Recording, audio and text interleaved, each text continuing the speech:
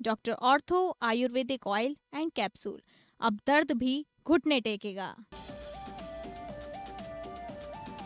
चंपावत को सीएम धामी ने दी 63 करोड़ की विकास की सौगात। सशक्त बहन उत्सव में 50 योजनाओं का लोकार्पण और शिलान्यास। रक्षाबंधन पर महिलाओं को धामी सरकार की बड़ी सौगात। 28-29 अगस्त उत्तराखंड रोडवेज बसों में मुफ्त यात्रा।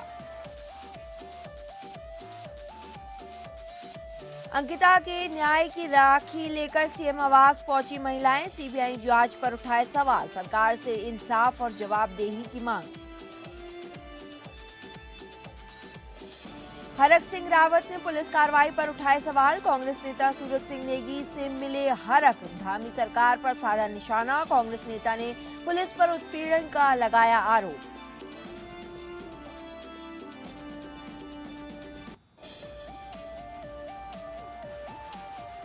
नमस्कार, बहुत स्वागत है आप सभी का उत्तराखंड न्यूज बुलेटिन में। मैं हूं आपके साथ समृद्धि यादव। चलिए रुक करते हैं उत्तराखंड से जुड़ी कुछ अहम खबरों के साथ। पहली खबर, रक्षाबंधन के मौके पर मुख्यमंत्री पुष्कर सिंह धामी चंपावत पहुंचे, जहां उन्होंने मातृशक्ति को सम्मान देने के साथ जिले को करीब 63 करोड़ रुपए के विकास योजनाओं की सौगात दी। वहीं दूरा में आयोजित मुख्यमंत्री सशक्त बहन उत्सव 2026 में मुख्यमंत्री ने 62 करोड़ 96 लाख 87 हजार रुपए की 50 योजनाओं का लोकार्पण और शिलान्यास किया है। इनमें 20 योजनाओं का लोकार्पण और 30 नई योजनाओं का शिलान्यास शामिल है। इन परियोजनाओं में सड़क, पेयजल, सिंचाई, बाढ़ सुरक्षा और धार्मिक पर्यटन से जुड़े कामों को गति मिलेगी।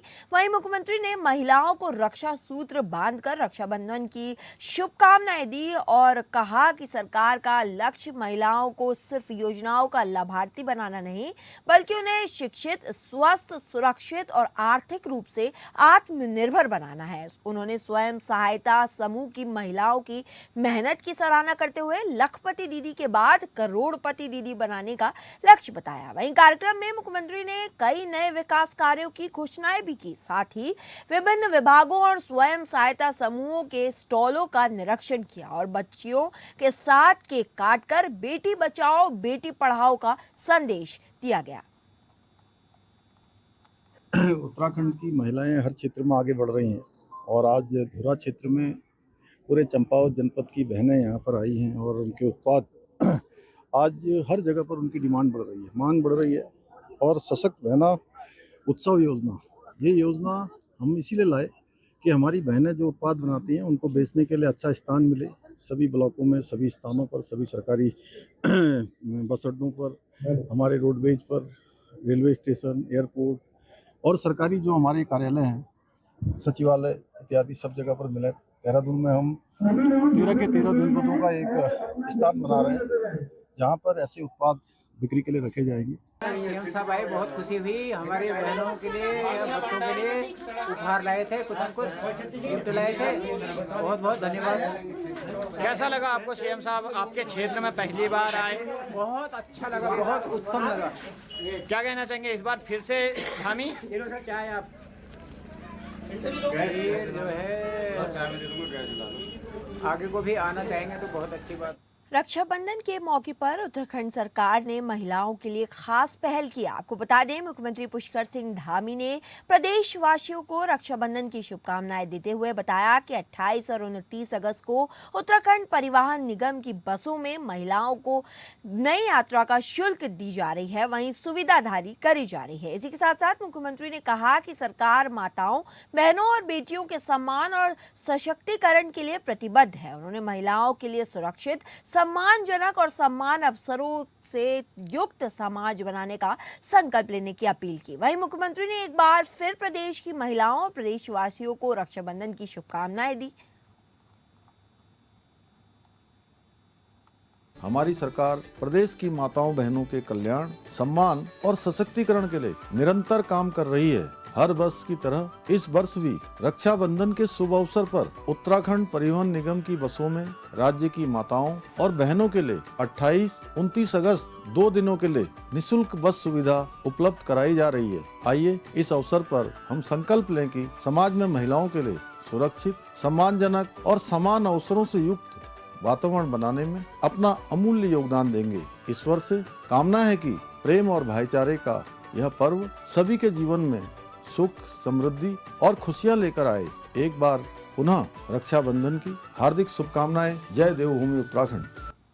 उत्तराखंड में कांग्रेस ने एक बार फिर भाजपा सरकार और पुलिस प्रशासन पर निशाना साधा है। आपको बता दें, कांग्रेस के वरिष्ठ नेता और चुनाव प्रबंधन कमेटी के अध्यक्ष हरक सिंह रावत ने कांग्रेस नेता सूरज सिंह नेगी के आवास पर पहुंचकर उनसे और उनके परिजनों से मुलाकात की। हरक सिंह रावत ने आरोप लगाया कि भाजपा विधायक उमेश शर्मा काऊ के दबाव में पुलिस सूरज सिंह नेगी और उनके परिवार को परेशान कर रही है। उन्होंने दावा किया कि सूरज सिंह नेगी लगातार भाजपा विधायक की कथित नाकामियों और भ्रष्टाचार को जनता के सामने उठा रहे थे, जिसके बाद उन पर कई फर्जी मुकदमे दर्ज करवाए गए। वहीं हरक सिंह रावत ने सरकार पर विपक्षी नेताओं के साथ भेदभाव और बदले की भावना से कार्रवाई करने का आरोप लगाया। उन्होंने अंकिता भंडारी मामले, पेपर लीक और भू माफिया के मामलों का जिक्र करते हुए पुलिस की कार्रवाई पर सवाल उठाए। हरक सिंह रावत ने सूरज सिंह नेगी के परिवार को भरोसा दिलाया कि संकट की इस घड़ी में पूरी कांग्रेस उनके साथ खड़ी है और उत्पीड़न के खिलाफ लोकतांत्रिक तरीके से आवाज भी उठाई जाएगी। महिला सम्मान और महिला अधिकार पर बात करने का कम से कम भारतीय जनता पार्टी को तो कोई नैतिक अधिकार नहीं है। इसलिए क्योंकि कांग्रेस पार्टी ने हमेशा महिलाओं को सम्मान दिया है, अधिकार दिया है, प्रतिनिधित्व दिया है। भारतीय जनता पार्टी ने सिर्फ जुबानी जमा खर्च करने के अलावा कुछ नहीं किया। कांग्रेस पार्टी ने जब से उसका गठन हुआ है तब से लेकर आज तक 5 राष्ट्रीय अध्यक्ष महिलाएं दी हैं। पहली प्रधानमंत्री, पहली राष्ट्रपति और पहली लोकसभा स्पीकर महिला के रूप में हमने दी। देहरादून स्थित बीजेपी प्रदेश कार्यालय में महिला मोर्चा की ओर से रक्षाबंधन का कार्यक्रम आयोजित किया गया। आपको बता दें, कार्यक्रम में अध्यक्ष समेत बड़ी संख्या में महिला पदाधिकारी और कार्यकर्ता शामिल हुए। वहीं महिला मोर्चा की कार्यकर्ताओं ने बीजेपी प्रदेश अध्यक्ष महेंद्र भट्ट, प्रदेश महामंत्री कुंदन परिहार समेत कई राज्य मंत्रियों और दायित्वधारियों को रक्षा सूत्र बांधा। इस दौरान सभी ने भाई बहन के स्नेह और विश्वास के इस पर्व को उत्साह के साथ मनाया। वहीं कार्यक्रम के दौरान महिला मोर्चा की कार्यकर्ताओं ने आगामी विधानसभा चुनाव को लेकर भी संकल्प लिया। उन्होंने कहा कि बीजेपी की महिला कार्यकर्ता घर घर जाकर पार्टी की नीतियों और उपलब्धियों को लोगों तक पहुंचाएंगे और संगठन को मजबूत करने के लिए सक्रिय भूमिका निभाएंगे। वहीं महिला मोर्चा ने आगामी चुनाव में बीजेपी को पूर्ण बहुमत की सरकार बनाने में सहयोग देने और पार्टी प्रत्याशियों की जीत सुनिश्चित करने का संकल्प भी लिया है। देखिए, रक्षाबंधन हमारी संस्कृति का एक बहुत बड़ा त्यौहार है। भाई बहन के प्रेम का त्यौहार है। रक्षा सूत्र केवल एक व्यक्ति को रक्षित करने का विषय नहीं है, बल्कि उस दिन प्रण लिया जाता है देश की रक्षा के लिए। देश के अंदर की कुरीतियों को नष्ट करने के भाव के साथ वो सूत्र पहनाया जाता है और अपेक्षा की जाती है बहन की भाई से कि वो देश के समग्र विकास में अपना योगदान दे और उसके दीर्घायु की कामना बहनें करती हैं। इसलिए त्यौहार अब उत्सव के रूप में मनाया जा रहा है। पहले एक दिन होता था, अब 3-4 दिन पहले से ये कार्यक्रम प्रारंभ होता है और मुझे अच्छा भी लगा है, क्योंकि धीरे धीरे करके राजनीतिक क्षेत्र में रक्षाबंधन के इस त्यौहार को एक नई ऊर्जा मिल रही है। हर राजनीतिक कार्यकर्ता बहनों से राखी पहन रहा है। ये एक सूत्र भाई बहन के प्रेम का है, जो एक उत्सव के रूप में आज पूरे प्रदेश में मनाया जा रहा है। देहरादून में रक्षाबंधन के मौके पर उत्तराखंड महिला कांग्रेस की महिलाएं अंकिता भंडारी समेत प्रदेश की बेटियों और बहनों के न्याय की राखियां लेकर मुख्यमंत्री आवास पहुंची। आपको बता दें, प्रदेश अध्यक्ष ज्योति रौतेला के नेतृत्व में धर्मपुर विधानसभा क्षेत्र की दर्जनों महिलाएं मुख्यमंत्री आवास के बाहर पहुंची, लेकिन पुलिस प्रशासन ने पहले से बैरिकेडिंग कर उन्हें रोक दिया। वहीं महिलाओं ने अंकिता भंडारी हत्याकांड में पूर्ण न्याय, सीबीआई जांच की प्रगति और कथित वीआईपी की पहचान से जुड़े सवालों को लेकर सरकार पर निशाना साधा। इस दौरान महिलाओं ने गीत के जरिए सरकार को जगाने का प्रयास किया। वहीं भावपूर्ण प्रस्तुति के दौरान कई महिलाओं की आंखें नम हो गई। महिलाएं अपने साथ राखी, रोली, मौली, धूप दीप और मिठाई लेकर आई थी, जिसे मुख्यमंत्री तक पहुंचाने का प्रयास भी किया गया। हालांकि पुलिस ने उन्हें आगे जाने की अनुमति नहीं दी। वहीं मुख्यमंत्री के नहीं पहुंचने पर महिलाओं ने प्रशासन के अधिकारी को ज्ञापन भी सौंपा है। इसी के साथ साथ ज्ञापन में महिला और बाल अपराधों के मामलों में समयबद्ध जांच, फास्ट ट्रैक कोर्ट में सुनवाई और पीड़ित परिवारों को जल्द न्याय दिलाने की मांग उठाई गई। वहीं ज्योति रौतेला ने कहा कि ये राखियां सिर्फ रक्षाबंधन की रस्म नहीं, बल्कि बेटियों की सुरक्षा और न्याय की मांग का प्रतीक है। उन्होंने कहा कि अंकिता को न्याय मिलने तक महिला कांग्रेस की आवाज उठती रहेगी। पहली प्रधानमंत्री, पहली राष्ट्रपति और पहली लोकसभा स्पीकर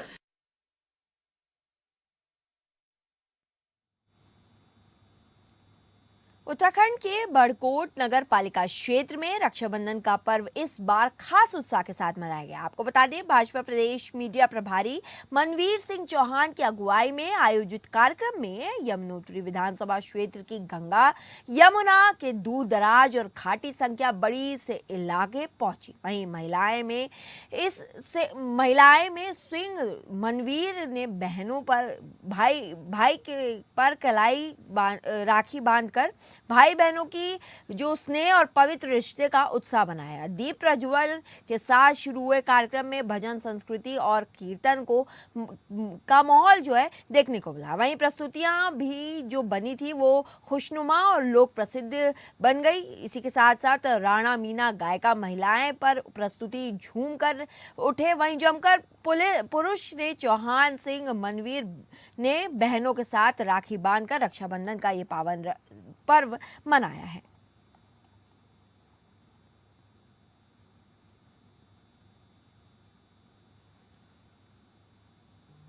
बागेश्वर में जिला खनिज न्यास यानी डीएमएफ फंड के करीब 28 करोड़ रुपए के खर्च को लेकर कांग्रेस ने सरकार और प्रशासन पर गंभीर सवाल खड़े कर दिया। वहीं बागेश्वर मुख्यालय में कांग्रेस नेता और खनन कारोबारी बंसत कुमार के नेतृत्व में प्रेस वार्ता हुई, जिसमें पूर्व सांसद प्रदीप चमचा, पूर्व विधायक कपकोट ललित फरसावण और पूर्व जिला पंचायत अध्यक्ष हरीश एठानी समेत कई नेता मौजूद रहे। वहीं कांग्रेस नेताओं ने आरोप लगाया कि डीएमएफ की रकम बिना कार्यों के प्रस्ताव के ही खर्च कर दी गई है। बसंत कुमार ने ऑडिट को लेकर भी सवाल उठाते हुए दावा किया कि हाईकोर्ट नैनीताल की फटकार के बाद जिलाधिकारी ने एक निजी कंपनी से ऑडिट कराया। कांग्रेस का आरोप है कि ऑडिट दस्तावेजों में हाईकोर्ट नैनीताल के नाम पर 25 लाख रुपए दिए जाने का भी उल्लेख है। वहीं अब कांग्रेस सवाल उठा रही है कि करीब 28 करोड़ की किन प्रस्तावों और आदेशों के आधार पर खर्च हुए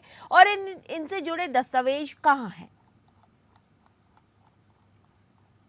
आज का जो मुख्य विषय है वो विषय ये है कि मैंने 3-4 दिन हो गए, आज से 5 दिन हो गए हैं, मैंने 5 दिन पहले जिलाधिकारी महोदय को एक ज्ञापन दिया है।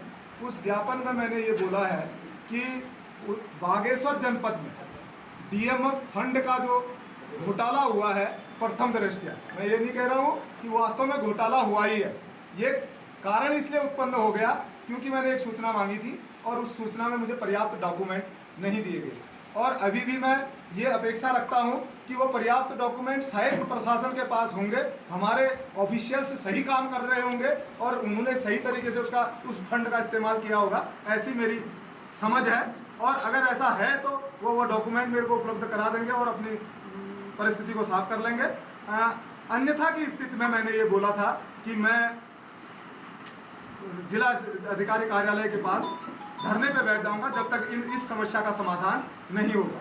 चलिए रुक करते हैं उत्तराखंड से जुड़ी अगली कुछ खबरों की ओर। अगली खबर चंपावत से, जहां चंपावत के युवाओं और खेल प्रतिभाओं के लिए बड़ी खुशखबरी की खबर है। जो आपको बता दें, जिले में अब करीब 9 करोड़ 52 लाख रुपए की लागत से आधुनिक ऑल वेदर स्विमिंग पूल बनने जा रहा है। जहां मुख्यमंत्री पुष्कर सिंह धामी की घोषणा के क्रम में 951 लाख रुपए की इस परियोजना को मंजूरी मिल गई है। वहीं टेंडर प्रक्रिया भी चल रही है। वहीं साथ ही प्लूड आवास के पास गेस्ट हाउस के बगल में बनने वाला ये स्विमिंग पूल बच्चों, युवाओं और खिलाड़ियों को साल भर तैराकी की प्रशिक्षण और आभास उपलब्ध कराएगा। यानी मौसम की बाधा अब तैराकी की तैयारी में रोड़ा नहीं बनेगी। खास बात यह है कि परियोजना सिर्फ स्विमिंग पूल तक सीमित नहीं, बल्कि इसके साथ शूटिंग रेंज, चेसिंग रूम और साथ ही लॉन टेनिस कोर्ट भी विकसित किए जाएंगे। वहीं जिलाधिकारी मनीष कुमार ने कहा कि इन आधुनिक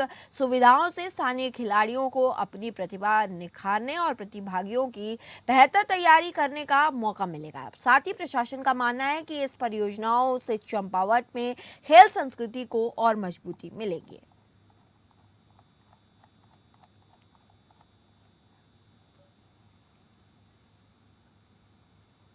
देहरादून के डालनवाला क्षेत्र में एक महिला की संदिग्ध परिस्थितियों में मौत से सनसनी फैल गई है। जो आपको बता दें, महिला की मौत को लेकर हत्या की आशंका जताई जा रही है। जहां आरोप है कि पति ने धारदार हथियार से हमला कर पत्नी की हत्या कर दी। घटना की सूचना मिलते ही पुलिस मौके पर पहुंची और आरोपी पति को गिरफ्तार कर लिया गया। फिलहाल पुलिस पूरे मामले की जांच में जुटी है। वहीं घटनास्थल पर फॉरेंसिक टीम के पहुंचने का इंतजार किया जा रहा है, जिसके बाद मौके से साक्ष्य जाएंगे। बताया जा रहा है कि महिला और उसका परिवार मूल रूप से फैजाबाद का रहने वाला था। दंपति के 3 बच्चे भी हैं। महिला की मौत के बाद परिवार में मातम पसरा हुआ है। वहीं पुलिस हत्या के पीछे की वजह और घटना से जुड़े अन्य पहलुओं की जांच कर रही है। फॉरेंसिक जांच और पोस्टमार्टम रिपोर्ट के बाद ही मौत की परिस्थितियों को लेकर स्थिति और स्पष्ट हो सकेगी।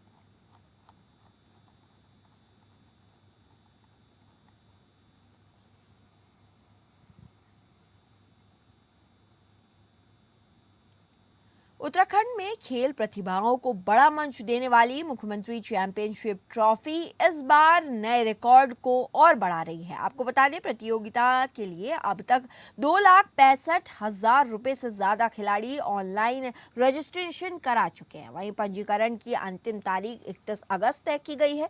इसी के साथ साथ प्रतियोगिता की तैयारियों को लेकर खेल मंत्री रेखा आर्य ने सचिवालय से सभी जिला अधिकारियों के साथ वीडियो कॉन्फ्रेंसिंग के जरिए बैठक की। उन्होंने अधिकारियों को आयोजन से जुड़ी सभी तैयारियां समय से पूरी करने के निर्देश दिए।